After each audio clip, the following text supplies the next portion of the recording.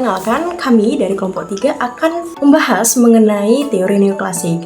Nah, oleh karena itu saya izin perkenalkan diri. Perkenalkan, nama saya Fitra Febriani Samosir dengan NIM 2305135716. Kami dari program studi pendidikan ekonomi. Dan rekan-rekan saya adalah... Hai, perkenalkan nama aku Rizka Sinaga dengan NIM 2305135719.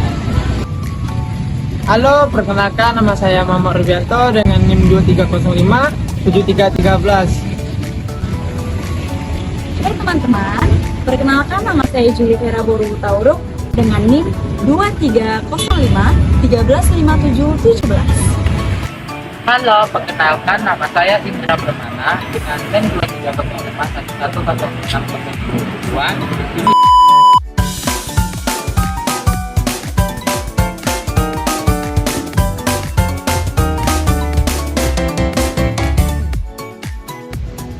Happy watching! Halo, saya Fitra membahas tentang teori neoklasik. Teori neoklasik itu lahir pada akhir abad ke-19 sebagai pengembangan dari ekonomi klasik. Nah, jika ekonomi klasik seperti teori Adam Smith itu menekankan pentingnya pembagian kerja dan hukum pasar. Nah, teori neoklasik ini lebih berfokus pada perilaku individu dan bagaimana keputusan mereka mempengaruhi pasar secara keseluruhan. Munculnya teori ini tidak terlepas dari revolusi marginal pada 1870-an. Revolusi ini memperkenalkan gagasan bahwa berdasarkan barang ditentukan oleh manfaat tambahan yang diperoleh dari konsumsi barang tersebut. Perubahan ini menandai pergeseran besar dalam cara ekonomi di Indonesia dari makroekonomi ke mikroekonomi. Selanjutnya yaitu tokoh-tokoh utama yang membangun teori neoklasik. Yang pertama ada William Stanley Jevons. Tokoh ini berasal dari Inggris. Ia adalah salah satu pendiri teori nilai marginal yang menghubungkan utilitas dengan permintaan konsumen. Tokoh yang kedua yaitu Charles Major yang berasal dari Austria. Pendiri mazhab Austria yang menjelaskan subjektivitas nilai dan asal-usul harga. Yang ketiga ada Leon Walras. Pria ini adalah berasal dari Prancis. Dia adalah sebagai pelopor teori keseimbangan umum yang menunjukkan bagaimana pasar mencapai keseimbangan melalui interaksi penawaran dan permintaan. Yang terakhir ada Alfred Marshall. Dia berasal dari Inggris yang mengembangkan konsep kurva penawaran dan permintaan yang sering digunakan hingga kini, serta memperkenalkan istilah elastisitas. Setiap tokoh ini memberikan kontribusi unik yang menjadi fondasi teori neoklasik dalam memahami perilaku pasar.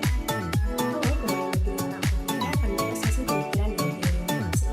Nah, hasil pemikiran utama teori neoklasik itu mencakup beberapa teori. Yang pertama ada keseimbangan pasar. Ini menunjukkan bahwa harga dan kuantitas barang dalam pasar ditentukan oleh titik keseimbangan antara penawaran dan permintaan. Yang kedua ada nilai marginal. Nah, ini mengajarkan bahwa keputusan konsumen dan produsen didasarkan pada tambahan manfaat atau biaya dari suatu tindakan. Yang ketiga ada efisiensi pasar. Dalam kondisi pasar bebas tanpa hambatan, alokasi sumber daya akan sangat efisien. Yang keempat itu ada rasionalitas ekonomi. Teori ini mengasumsikan bahwa individu selalu bertindak rasional untuk memaksimalkan utilitas atau keuntungan mereka.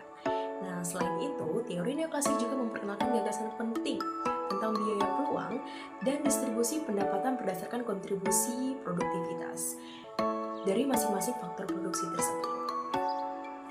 Sekian materi dari saya, terima kasih. Teori neoklasik memiliki dampak besar dalam kebijakan ekonomi dan pengambilan keputusan. Ada beberapa dampak. Yang pertama, pasar bebas. Teori ini mendorong kebijakan minim intervensi pemerintah karena pasar dianggap mampu mengimbangkan dirinya sendiri. Yang kedua, yaitu pajak dan subsidi. Pemerintah dapat menggunakan teori neoklasik untuk menghitung dampak pajak atau subsidi terhadap kesejahteraan ekonomi. Nah, yang ketiga, efisiensi dalam regulasi. Neoklasik menjadi dasar pengencangan regulasi yang memastikan tidak ada distorsi besar dalam pasar. Dan yang keempat, analisis biaya manfaat. Kebijakan publik sering dibuat dengan mempertimbangkan manfaat marginal dan biaya marginal untuk memaksimalkan keuntungan sosial. Namun, teori ini dapat dikritik karena terlalu bergantung pada asumsi ideal seperti adanya informasi sempurna dan rasionalitas individu yang sering kali tidak realitas. Kritik teori neoklasik.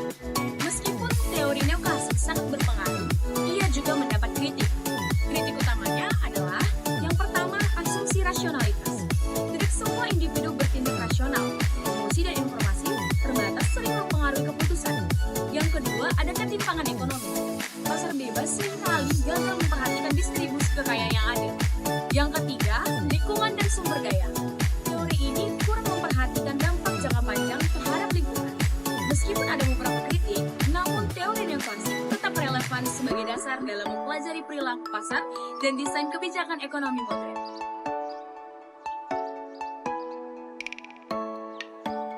Makna lambang teori neoklasik.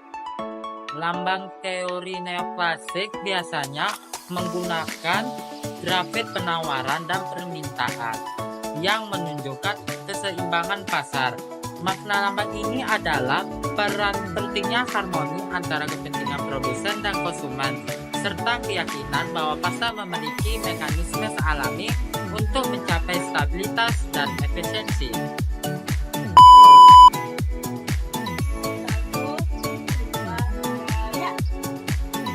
Thank you for watching.